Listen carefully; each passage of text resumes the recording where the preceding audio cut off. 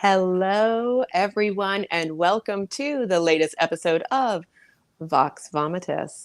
I am your host, Jennifer Ann Gordon, the author of the Kindle Award-winning novel for Best Horror, Beautiful, Frightening, and Silent, as well as Pretty Ugly and the Hotel series.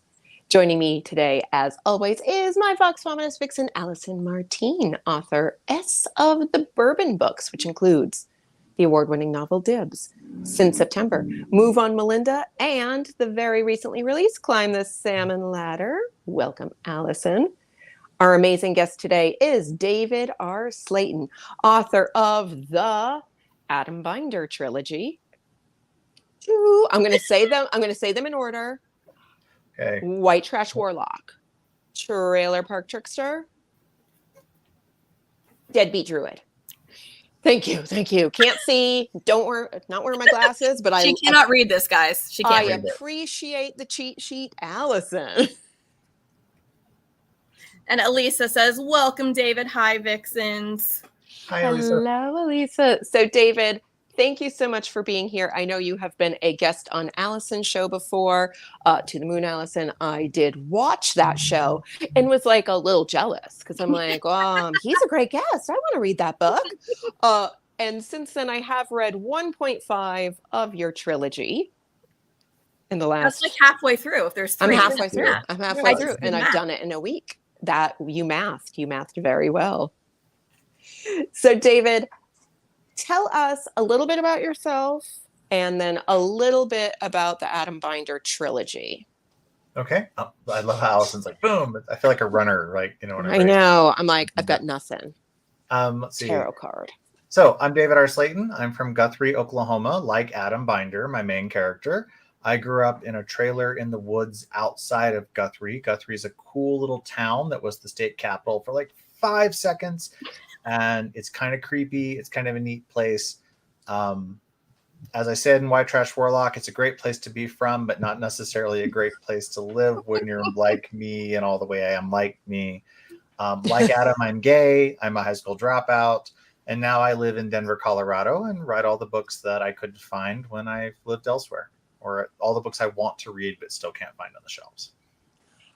So, David, I'm just going to come right out of the gate and say, I had not heard of you until Allison booked you, and then I watched your interview, and I thought to myself, White Trash Warlock, why is that not something that like is in my soul? And I think it kind of is. I always joke to people that was the poorest kid in the richest town in the part of New Hampshire I'm from. So, grew up poor, tiny little house, lived in a trailer for a little while. Nothing wrong there, but over the years, I heard the term white trash a lot. And I was like, I don't really get what that means. Because I didn't feel like whatever trash was. And I think I instantly fell in love with your character, Adam, because he embraces it for whatever he thinks it means. He's queer. I'm queer. It's just like, I have like witchy stuff in my house. So thank you for writing a character. Lived, laughed, loved. Thank you for writing a character that poor weirdos from rural places can enjoy. Thank you for reading it. It's funny how many people email me or reach out and they've never seen themselves in a book. And that's exactly what I was going for, is nobody writes books about us. And we don't get to be the heroes. We don't get to be the main character. We're a stereotype or a joke. And the whole use of the term white trash does get broken down in the first book. And it's a way that Adam thinks about himself. And then, Vic, when he comes along in Adam's life, they have a whole conversation about what it means. And there's a lot of discussions of class and food insecurity. And they're really important to me because they're all things I went through and all things I experienced and dealing with class struggles. And I can hear from your experience, Jennifer, you went through the same thing of, people have this, like, again, the stigma of living in a trailer. And it's an interesting place to be because now I live in Denver. I have a fairly, what you would consider a, middle class to upper middle class lifestyle. Yeah. And it's very funny when I go camping with my friends and they are like, oh, wait, because they forget I'm half redneck. They forget Like, that I have all these skills and that I own a gun and all that stuff. See, I'm not that useful. I'm like I'm the kind of poor that can make tomato soup out of ketchup and saltine crackers. But But I like bet. I couldn't kill my food, and I wouldn't because I'm a vegetarian, but maybe I'm a vegetarian because I never would have been able to. Exactly. So you do kill your food. So I'm just thinking I you're do. the one gathering all the fruits and berries. Hopefully And by fruits and berries, we're saying saltines and ketchup. Yeah, exactly. So But maybe I you would aren't killing bet things. That's all right. that if you had to, like me, if I had to go back and live in a trailer or live in a less, in a different lifestyle again, I bet I could do it. I would know how to survive that. I wouldn't. So you're going to survive the zombie apocalypse, is what I just heard you say. I could, but I don't know if I want to. I don't want to be. Yeah. I don't want to be like one of the last. Like I have a lot of preppers in my family and a lot of preppers in my, and I'm like, I don't fantasize about nuclear war like it's a fun thing. I don't want to live like that either. Well, and Elisa points out that food insecurity is such an overlooked topic that too many people experience. Thank you for including this in your writing. And I think you do hit the real core of what it's like coming from that kind of background. And then also you've got the contrast of Adam's brother, Bobby, who's like, hi, let's not talk about that part. I'm going to live in my cake house and just pretend that I've never come from that. And I don't even want to acknowledge that part of my family that might still be there. And I love how you bring them together. And over the course of all 3 books, seeing that relationship grow and change. And obviously a lot of stuff happens, no spoilers, but we can do mild spoilers, but I don't want to ruin it for everybody else. Exactly. Because some people haven't read even the first book, in which case, get on it. You've had time. But otherwise, we still want people to hey, I had time and I only got on it a week ago. And and this hasn't come out yet, at least not here. Has it come out somewhere else? Because sometimes I get different. Only in Guthrie.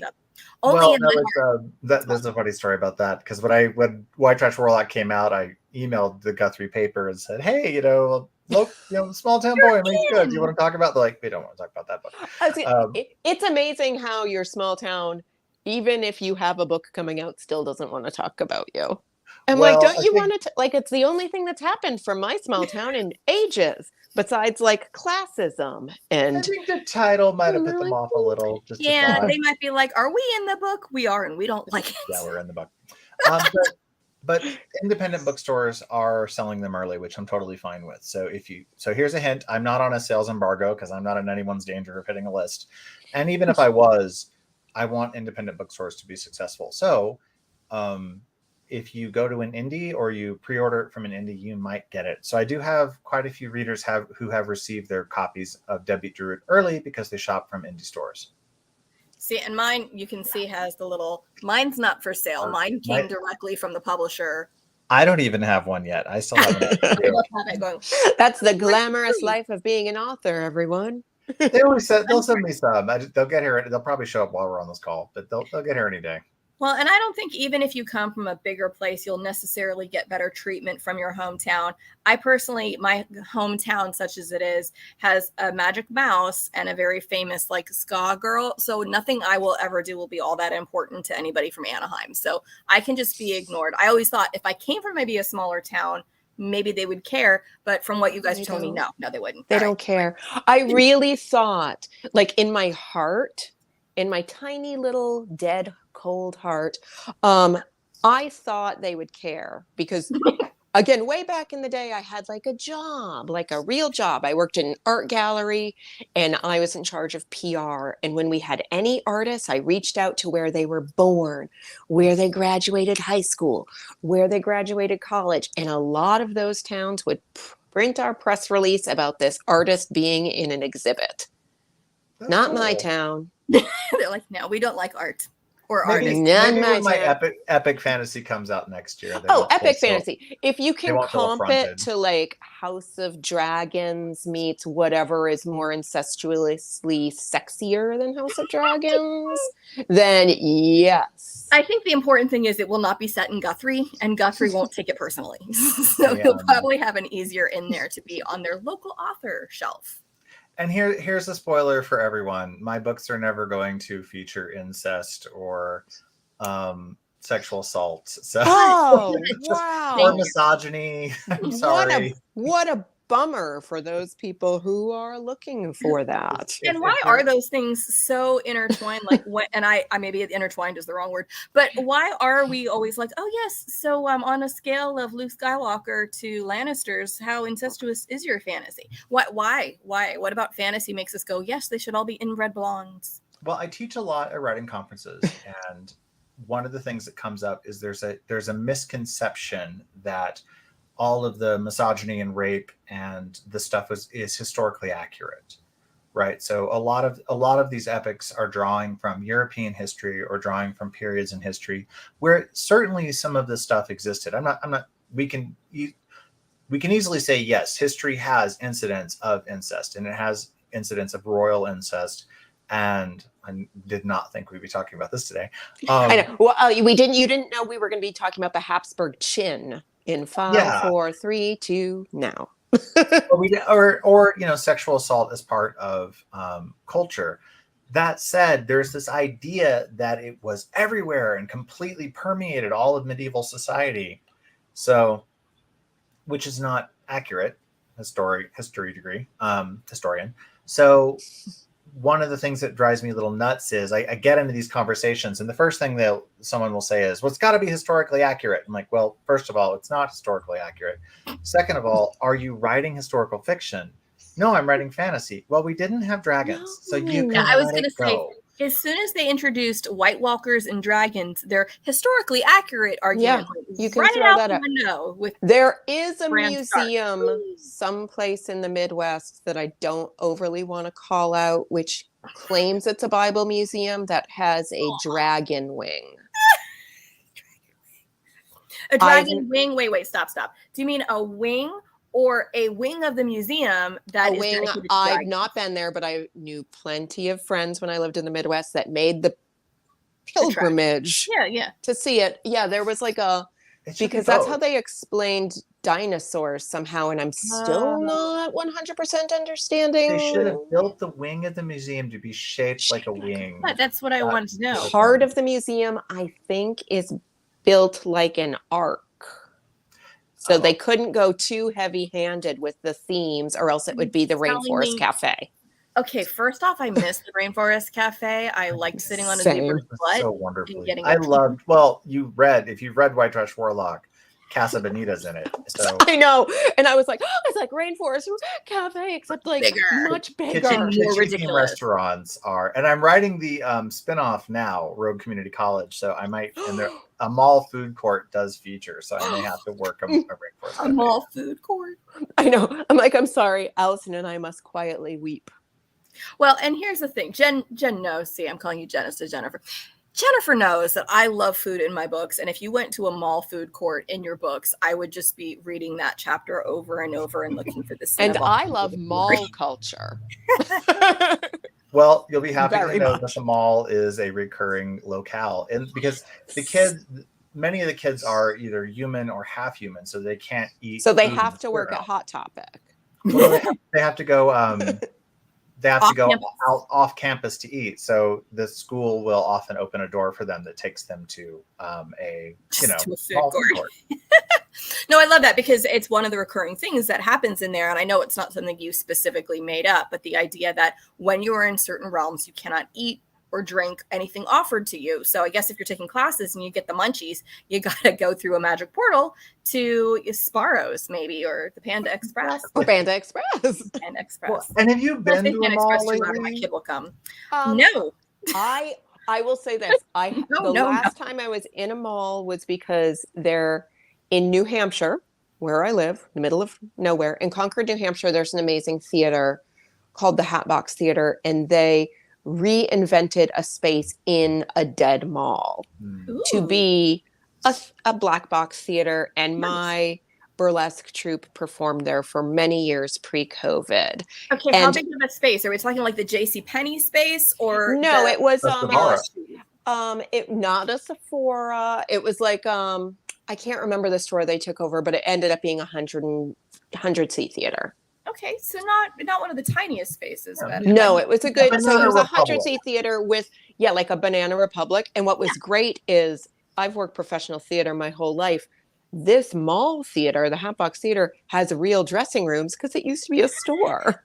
Unlike the regular ones where you're in some closet. Where you're literally in a closet and or like an old classroom and you have to bring your own mirror. Mind the Gap. I wouldn't have had a choice. That would you know.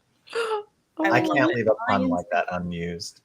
You have to, but then of course you need the voice from the tube saying "Mind the Gap" as you're getting off, and maybe they have that in London, but I don't know if they have that in New Hampshire. But yeah, malls are they're this liminal space, and they're all dying. So they come up in Rogue Community College because it's a perfect kind of thing for what I'm trying to do with liminal spaces and how the spirit realm overlaps with stuff. So a dying mall is a perfect feeling for what I want. I love that so much. The last time unrelated to anything, I mean, kind of related to what we're talking about. My husband and I, his family lives in and around the San Francisco area. And now they live in a community that has a dead mall. And we were there in April and we were just like, can we please go to the dead mall? Like, we just need to photograph it. And they were like, no, there's nothing there. And we're like, no, that's exactly why we need to go.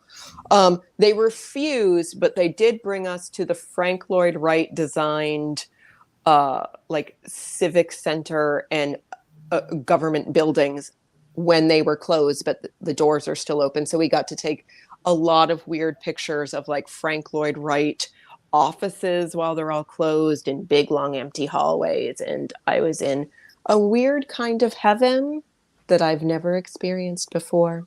I would have loved that. That's the exact kind of research I do. That's the exact kind of location scouting for my brain is mix stuff like that up. I will send you these pictures because you're going to go, are you in a spaceship or are you in a 1954 hotel? It's impossible to tell. I'm so into this. You have no idea. I'm so into this. The gay bar, or it's not a gay bar, but in Trailer Park. The bar that happens to be gay.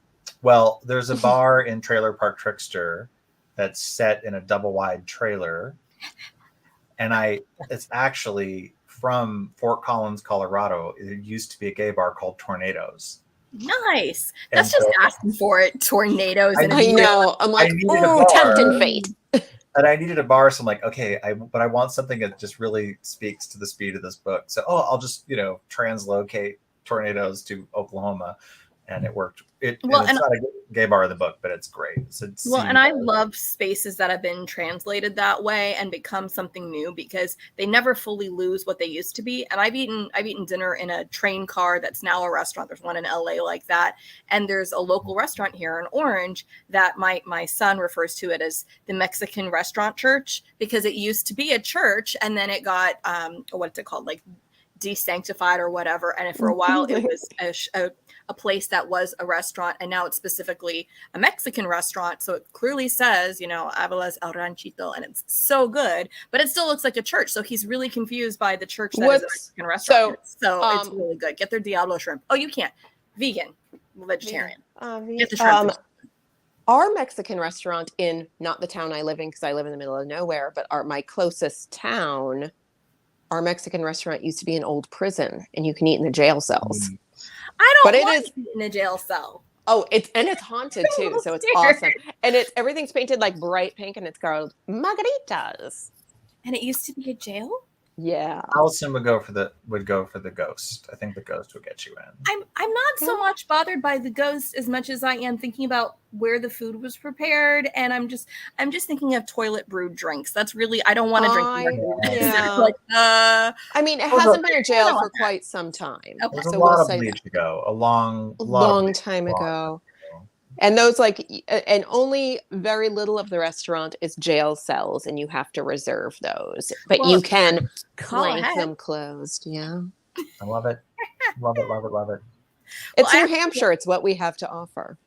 But speaking of weird spaces and interesting spaces, so in this fantastic book, which Jen hasn't had a chance to read, so I'm not spoiling anything. I didn't get it. I know. We'll torture her with it. I do love spoilers, though. We'll get to spoil away. But this isn't even so much a spoiler, but there are so many spaces you create and so many different worlds that people talk about world building, and especially as something in fantasy and urban fantasy, the idea of these different worlds. And so often we read things and go, yeah, I've seen that one before. Not only do you create one new world here, you created a bunch and just moved us from one to another. And every time you're just like, oh, that was really cool and weird. And then something new and cool and weird shows up.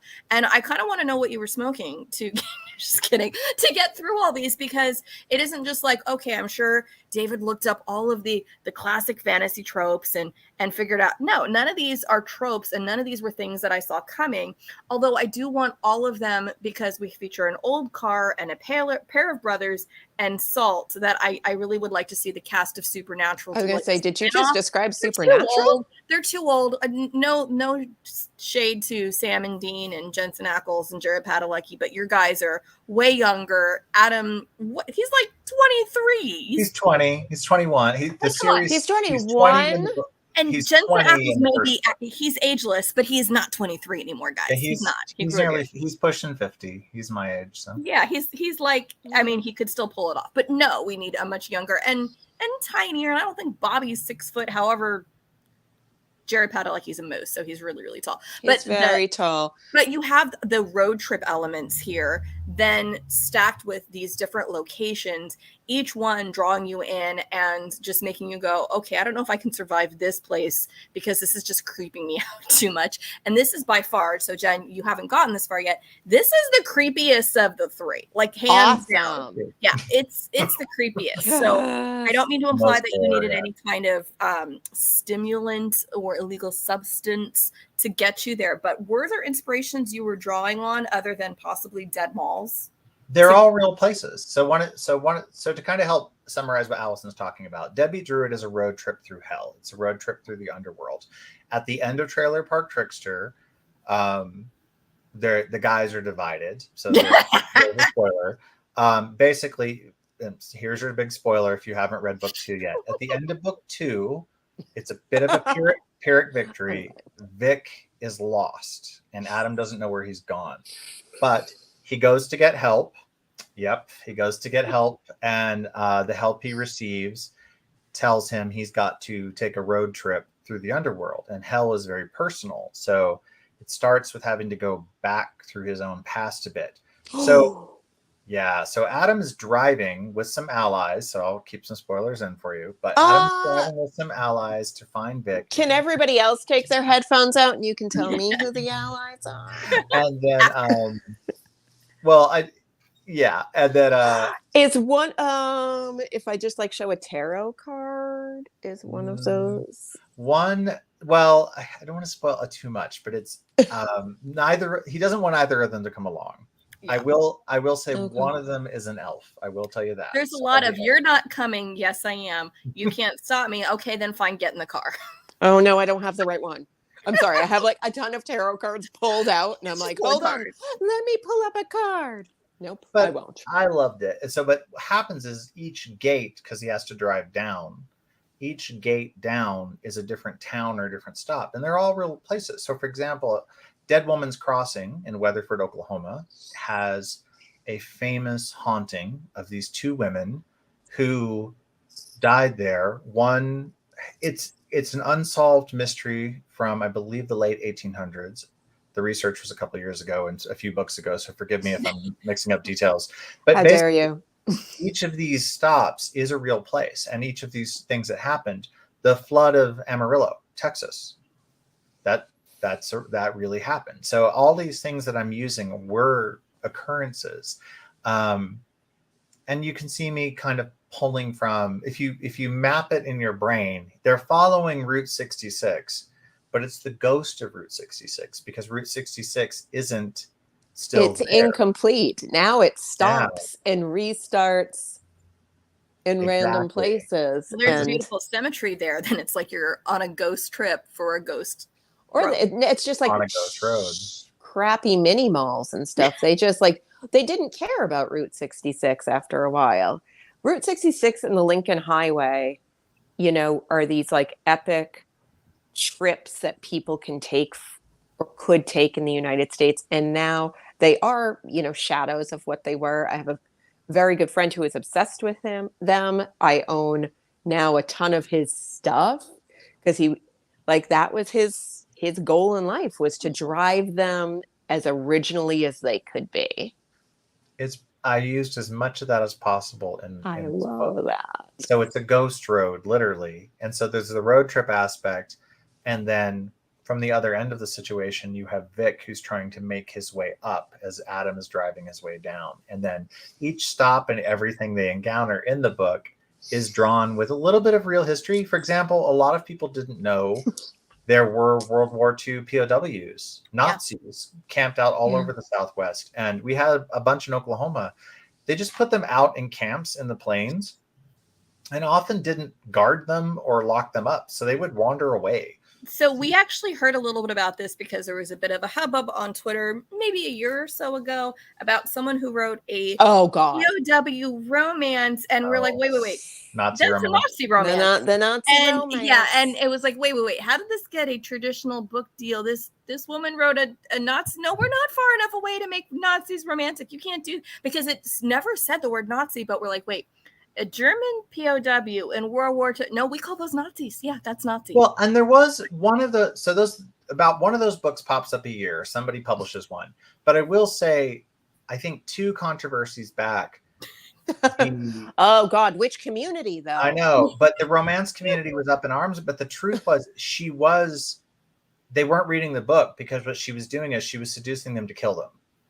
Oh, okay, yeah, no, and I don't. There was a whole there was this whole oh, it's a Nazi romance. I'm like, you're not reading the whole thing, because she's. So I think that was earlier. That's the sad. The one we were reading was really that was. There are several of these Nazi romances, and believe me, I have a very clear statement on that in Deadbeat Druid. If we encounter some of those. I think we can all say very clearly that historian gay David R. Slayton is not. Pro-Nazi romance. There's literally a character who's like, can we feed the Nazi ghost to the demons? There was some profanity that followed, and I laughed out loud at that line. I'm not going to say it, but again, say it after so YouTube doesn't get mad at us too much. No, you said gay and a lot of words about Nazis, and I know we're gonna get tagged as this is somehow promoting that. We're like, no, algorithms, you're not that smart. Try it again. Moral of the story: Nazis bad. That's really it. Nazis bad. Nazis bad. That's. So you obviously know about Route 66, Lincoln Highway, these historic American highways and roads. Did you ever take the trips yourself to the most that you during COVID, pre-COVID, after COVID? Did as much during COVID as possible, which was not fun, but and I was sad because I had a whole I was going to do a whole road trip while I was writing Druid. COVID was in full swing, and I wanted to drive, do a long week, and stop and do a lot of photos, and then this time when the book's coming out, I could do Instagram videos and. Yeah, all that went out the window. But no, I buy a lot of artifacts. My aunt lived in Watonga, Oklahoma, which shows up in the book. And near her is the section of Route 66 they actually pulled up to take to the Smithsonian. And when they did that just gave me chills all over. Yeah, she sent me chunks. So I have a few chunks of Route 66 somewhere around here. I have a hood ornament from Adam's car.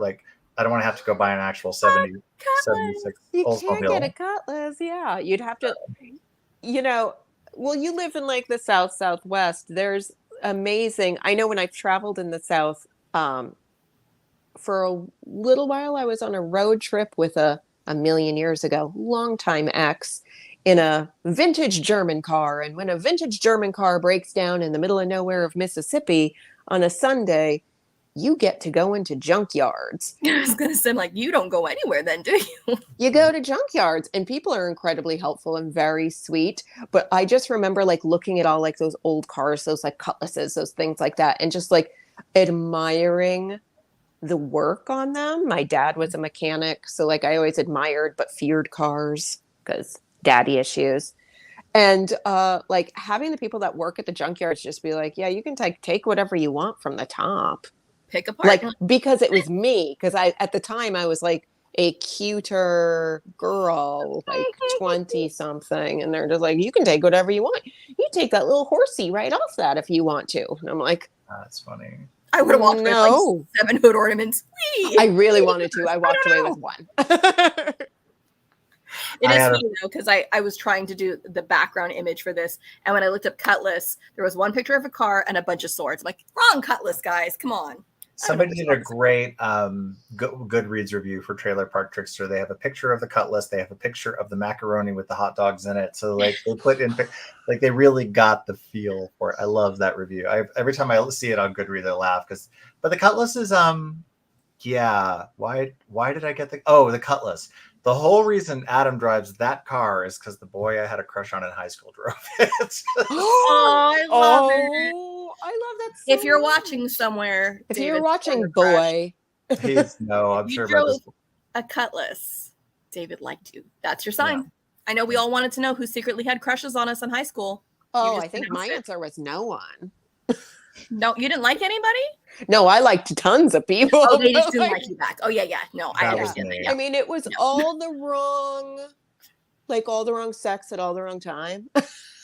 Like, there was a lot of, like, before I even understood that I liked girls, a lot of people being like, you seem like a lesbian. And me being like, I don't know, do I seem like a lesbian? And then when I liked guys, it was only girls that liked me. So New Hampshire's weird, man. You're just... Hold on. You're never going to get it. I was super shy and awkward, and the other kids thought I was a Satanist because I didn't talk. And so that's an interesting conclusion. He doesn't talk. He must worship Satan. Yeah, it was so. Someone asked me, like, why do you worship? Was it the late 90s? Was it the late 90s? It was the early 90s, but yes. Oh, okay. So you were. You have to remember that Oklahoma exists in a time warp. Yeah, no, you're at least 10 years behind. And I know I've driven through places where that happens because we live in California. We live in California since I was little. And there are parts of California driving up north where you just somehow lose decades. And you look around and you're like, what happened? Why are those people dressed like, oh, no, we're in that part of the world where time doesn't move quite the same. So early 90s. Oklahoma was like height of satanic panic of the 1980s of like the East Coast and West Coast elites. Oh yes, and we could get all of it. We watched Joe through that too. Mom had definitely that period in the 80s. But so Adam's relationship to the spirit world was really informed by having a mother telling me every day that there were demons and things all around us, and how that was really a lot for a 10-year-old. But my mom got very into all that when I was a kid. And so it really, that idea that there's this other world just on the, just a step away or just on the other side of a very thin curtain was something that I grew up with because my mom got so into that mindset. So I think you just tapped into one of the reasons why I loved Adam so much that like even I didn't understand. So thank you. Like, again, grew up rural, poor, very, very Catholic mother. But there's a lot of mental illness in her family. So one of my aunts had paranoid schizophrenia. She would come and spend her summers with us.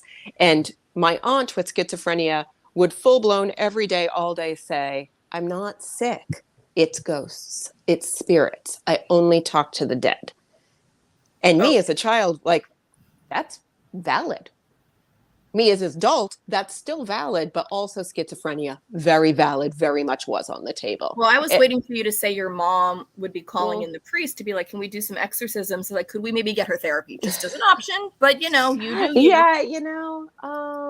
Yeah, there was a lot of like fear of the Bible, the Catholic 1980s, 1990s, like Bible mixed with kind of like some new agey mental illness going on in my house only during summers. And then like once my aunt would go back to Florida to her trailer park, we would just go back to being like, and Jesus, end point.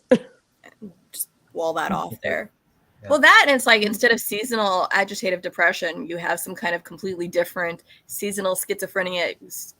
Seasonal schizophrenia summers actually were weirdly lovely because they involved yoga. My aunt like skinny dipping in a neighbor's pool. Her talking to posters of Elvis.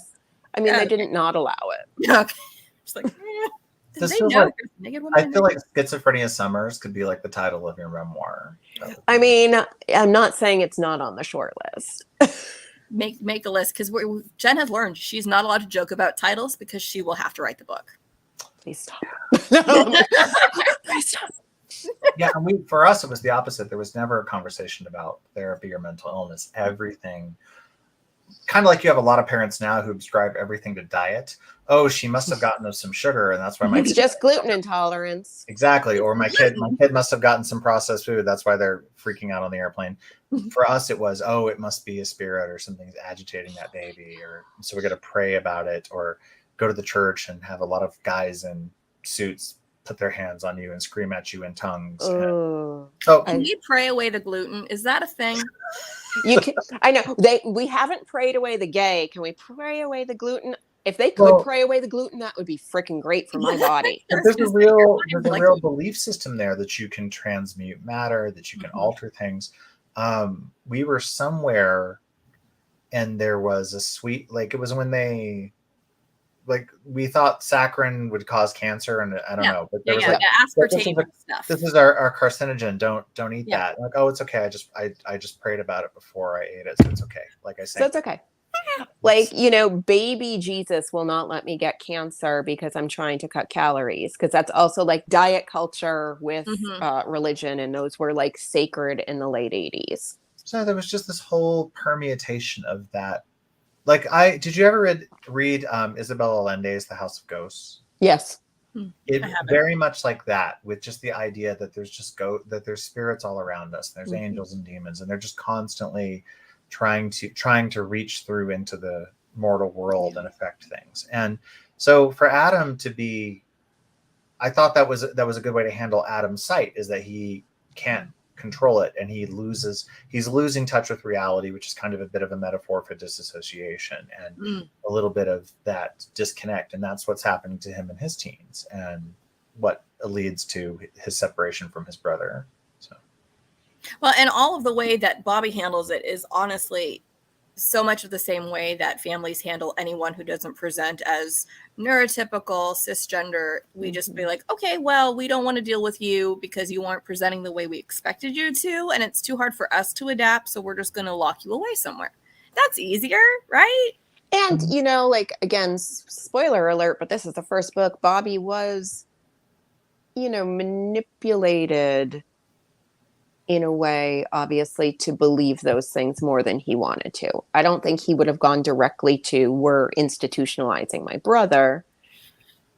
I mean, there was manipulation going on, but determining how much of it was Bobby's own choices. And then we learn more about some of Bobby's choices and all that. Probably later on in the books that I have. But I mean, we do. So it isn't cut and dry, but I mean, I do think that it's not. I know it's definitely not cut and dry. Well, you know, Bobby's off scot-free. I'm not letting off that easy. No, I'm not either. But I'm saying there is manipulation. I think there is manipulation even like in the real world, when people send their loved ones to a facility.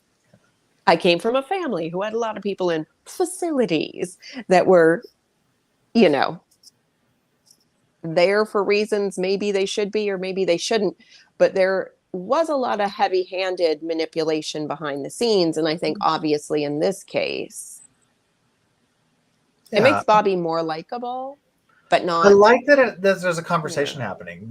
One of my favorite things about these books is the discussion about Bobby and how people talk about this. And I get so many emails where I started the book and I hate Bobby. And then I get another email like a few weeks later or a couple months later, I finished the book and I still hate him, but I understand.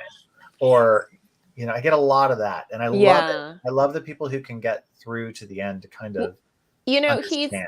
And again, like, I'm only halfway through book 2, and he's such an incredible character. So bravo to you for creating someone that we do hate at first glance, can understand completely off and on throughout, and be still baffled by.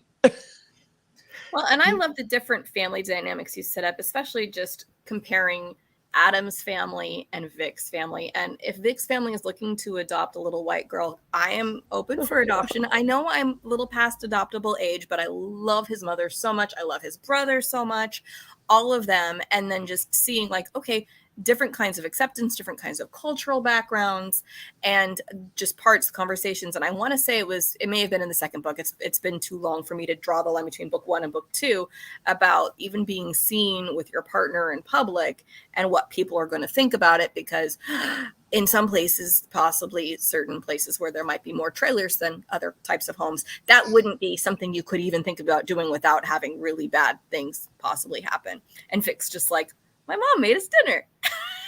Yeah, and that I love. So the best thing about the Martinez family is they're a mirror to the Binders. Yeah. So whereas they both fathers are absent, so there's a change there for different reasons. But what I love about setting up the Martinez are sort of the funhouse mirror version of the Binders, because the Binders have that Midwestern, we don't talk about anything, we don't talk about the bad stuff. The Martinez family talks about everything with everyone. There's absolutely no secrets. And so Adam's like, spirit world, all this stuff. And Vic's like, so yeah, I told my mom about that. It's just this very open conversation that they're having. I love Vic's brother, Jesse, is the opposite of Bobby. Like there's definitely some very purposeful parallels and purposeful reversals in the way. And it was just fun to throw Adam at them, because Adam is so used to his family dynamic and doesn't know anything else, that when he encounters the Martinez family, they're, I love it when they invite him to have Chinese food, and he's I haven't gotten there, and oh my God, I cannot wait. Chinese food, a spoiler. They eat Chinese food. It's such a cute I just moment. I would love to just see that scene. And just can't wait. I got to play with stereotypes too, right? Where they're like, what, you thought it would just be tacos? Like you thought it would just be, that this is how we are. And I love that I can play with stereotypes of what a Mexican American family looks like. And I love that we're flipping things around. And it was fun to throw that at Adam and just to show him, hey, there's a whole other way the world could be than the way that your family processes it. And I think that's the key word, that exactly what you just said is the way his family processes it. It's not that his family, I mean, yes, his family is different in many ways because of the whole magic and mysterious disappearances of fathers of it all. Those things are different than how I grew up. But at the core of their family, what makes them interesting is how they process or not process trauma and grief. And that's like at the heart of every good story, I feel like, is somebody not coming to terms with something and they are ripe with it. And you got to pull it out. You got to get into a character's head. You got to get into their heart and try to figure out. If I read so many books where I just don't care, and that's and that is particularly what I was trying to do here. Is a lot of urban fantasy, the character is this all-powerful badass and they're irresistible to everyone and all that. And I wanted someone who's more vulnerable. I wanted someone who's carrying that trauma, but it's more like an open wound. Like, yeah, you've got plenty of characters who have tragic backstories, and that tragic backstory is there, and it maybe informs and does stuff. But I really wanted this to be an open wound. And I'm just laughing every time you say wound, because I want to take a shot, partially because of this book, and because that is a theme that shows up, and I won't spoil it more because Jennifer and others have not gotten there yet, but because it's not out yet. Most people. Well, but I mean, it's stuff that's addressed, and what we do with those wounds, and how we draw from those, and what we do with them afterwards, and even I think as writers, people who write a lot about like grief or trauma or things like that, we take workshop after workshop, class after class, listen to lecture after lecture of people saying, don't write from the wound, write from the scar. I don't agree with that. I actually prefer a more immediate kind of visceral response to trauma. And I like messier. Me too. And I get why people say like, no, write from the scar, write from when you're detached from it. but I never felt Adam was detached from things. And that's what I loved about him. Because he's like, yeah, this might have happened 5 years ago, but I'm still F-word feeling it right now.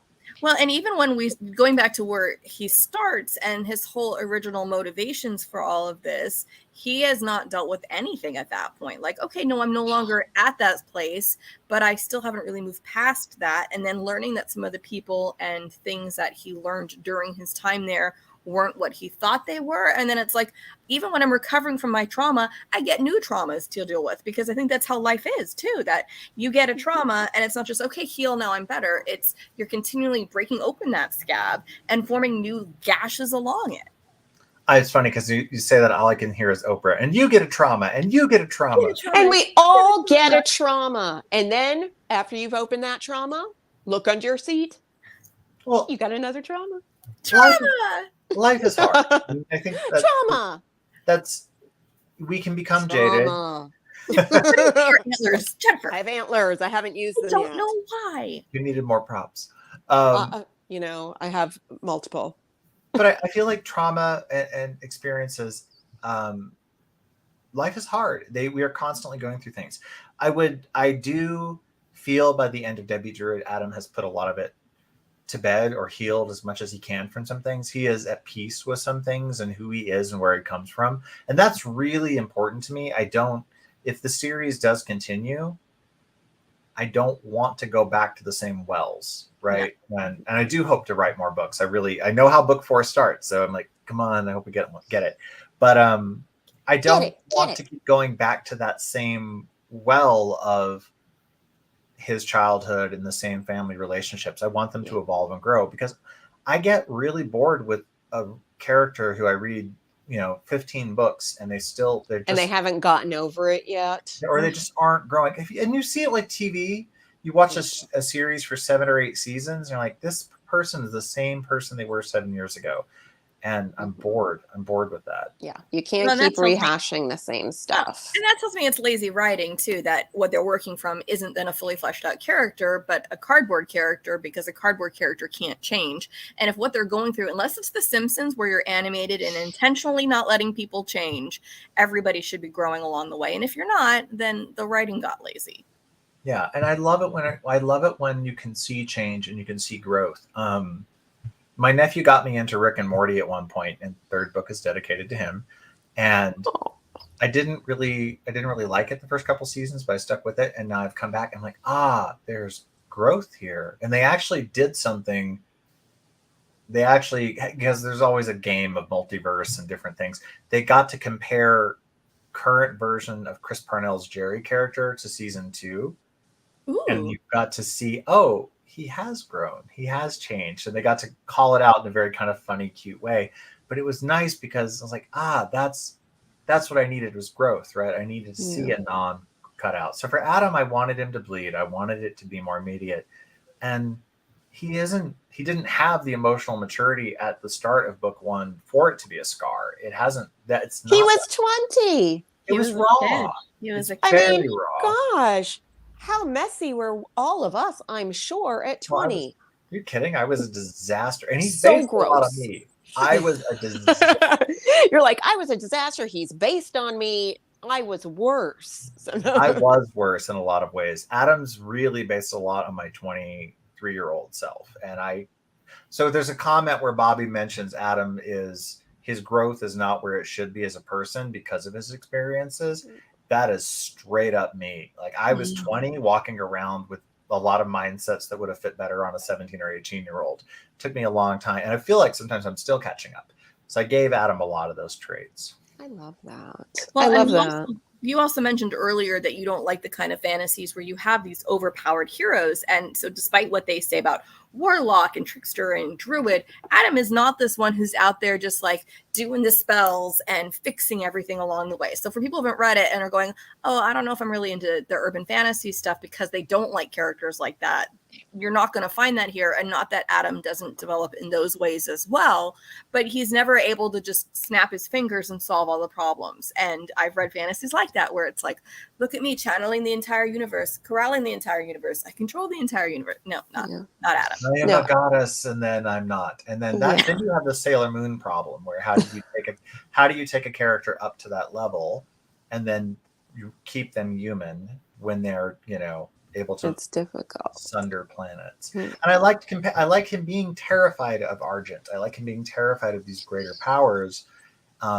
It's fun to play with that. It's fun to add him to be wimpy and confused and funny and quirky. Like you really created. And again, I don't want to be like, I don't like urban fantasy, because that's not true. But I've read a lot of urban fantasy that is the tropes that we've already talked about. It's a testament to these books that as I was reading them, every once in a while I'd go, oh, why is there a gnome? And I'm like, oh, I'm reading fantasy. Because the characters are so real and the heart of the stories are so real that it didn't take me out of it when I was just like, oh, okay. Well, and it does help that you have fantasy characters who also have their own. I mean, I don't want to say they like to cosplay, but they kind of like to cosplay, and some of their stylistic choices are not what you expect. And Argent and I have the same love aesthetic of the same cosplay. I know. Yes. I'm like, oh, I also cosplay as a 1920s, early 1930s movie star. Exactly. Argent is 50% River Song from Doctor Who and 50% Mae West, and I think that's perfect. That's the energy I was trying to channel when I was. How big is her hair then? Seriously, her hair must be humongous. It can get huge. Well, she can change it. She can change it. I was going to say, with the humidity, you would have to change it. That would be the one power I would really want to harness as an elf. I do love that she'll just take the time to.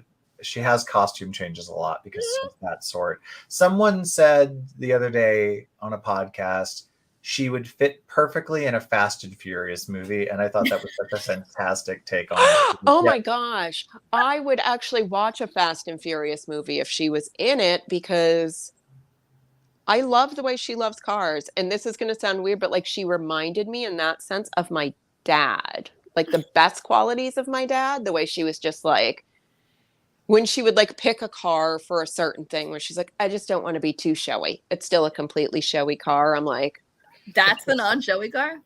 Well, my dad was a mechanic and he worked for a pretty big garage. And on the weekends, before a customer would be able to pick up their car on Mondays, he was allowed to bring a car home. So that really poor house in the really rich town, every once in a while had a ridiculous car in the driveway. And I'm like, no one believes this is ours. No, especially because it's a different car each time. It's not like, oh, that's interesting. You didn't have a Bentley last time. Exactly. I mean, it was nothing that classy because it was it was the 80s. It was like terrible, like an IROC Z or like a Trans Am with like a busted fender.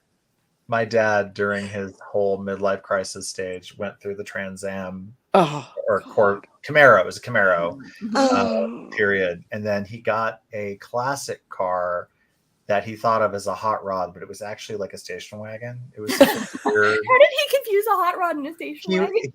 The delusion was strong. And it was, he did the whole cliche, like got the earring and grew the ponytail and balding on top, like the whole bit. It was, so it really didn't even matter what the car was. It just mattered the year of the car. Like it could have been a 1974, whatever the F. It was fine. And we weren't in the same state, so my mother couldn't have yelled at your father, but my mom used to love to pull up next to cars like that when it would be like the 40-year-old guy who clearly was going through his midlife crisis dressed like that. And as soon as we would pull away, she would yell, "Sorry about your penis." Oh, I still do. My partner does that. To people. I should. I'm like, oh no, I do it. I'll tell you who I yell at that to after we are done, and we are sadly out of time. We are at, I know, like on that note, we actually are out of time. Place to cut on. I know, good place to cut on, like where I yell at people from the car window. David, thank you so much for being here. You are awesome. Everyone, this comes out on the 18th. Yay! Tuesday. Read the entire series. Is that Tuesday already? Is Tuesday the 18th? Tuesday the 18th. Yeah, because today's the 12th, so don't make me math, but that's 6 days from now. Okay, I get that math. Full week. That's about most math I can do. I will say I picked up the first two books on my Kindle. They were on sale for 99 cents each. So They still are that too. So is yeah. a bargain and a half. Get 'em. Buy everything right now. I'm demanding you, if you're watching this live, if you're watching the replay, if you're just listening to our voices and you missed all the times I picked up my lived, laughed, loved Where your antlers are fairy gravestone, stuff. my antlers, my rocks from the fairy beach, Well, and and I my will tarot say, cards. as far as listening, I listened to the first two books because Yeah. I think when we had our first chat, I know the first one was already out, and I think the second one had come out recently enough that I could still get it on Audible. This one I couldn't, and I was disappointed because I did love your narrator. So I'm like, I have to use my eyeballs. It's still You just have to like mimic the voice in your head. I have to make Michael the does voice a in great my head. job. He does a phenomenal job, Yep. and his wife Meredith does the production and direction for it. So they do a phenomenal job on the audio. I love my audio books. They really can't say enough good stuff about them. So yeah, try them on Fantastic. So audio. everybody try the audio, try the Kindle, just try them. Get them. Read them, love them. I did, we did. David, thank you for being here. Everyone who is watching live or listening to the replay, stay tuned next week. We have Alistair Cross, the author of the best-selling series, The Vampires of Crimson Cove, and he is going to be here talking about his latest release, I'm going to say it wrong. Is this, it's not Crimson Corset, is it? No, that's the first one. It's the Reaper something, and now all I have is Vic in my head, so I'm gonna say it wrong. Reaper. It's the wrong Reaper. I've got the wrong Reaper in my head. But yes, Alistair Cross, Vampires of Crimson Cove. He will be here next week, and we will see you all then.